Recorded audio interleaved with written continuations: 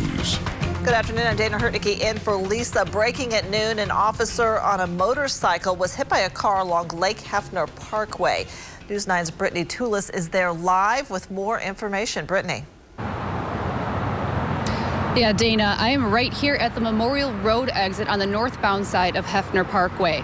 Now, we do know that the officer is coherent while he sits at OU.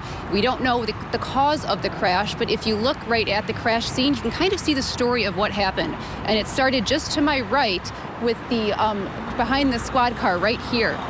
Now, if you look at the garter posts right behind the squad car, they are almost completely parallel to the ground. They are flattened towards the road. Now, it looks like the FUV started to swerve off the road there, coming back onto the shoulder briefly, and there's a short debris trail to kind of show that. It's only about 15 yards long before we get to the impact site. Now, the front of the SUV passenger side looks to have the most damage from what we can see from standing right here. And just in front of that are the mangled remains of the bike sitting in front.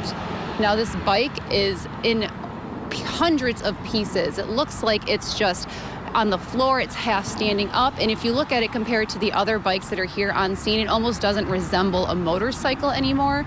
But one weird thing we did notice is the windshield on this bike is completely uncracked and intact, which is kind of a miracle for how this bike looks. And if you look behind the car, almost underneath it, right behind those back tires, you can see that officer's uniform and helmet, meaning that's where the officer was after the crash happened.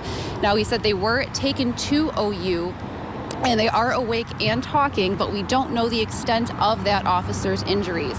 Now, other crash examiners have been here taking pictures of the car and the bike. Now, police haven't said the cause or the driver's condition yet.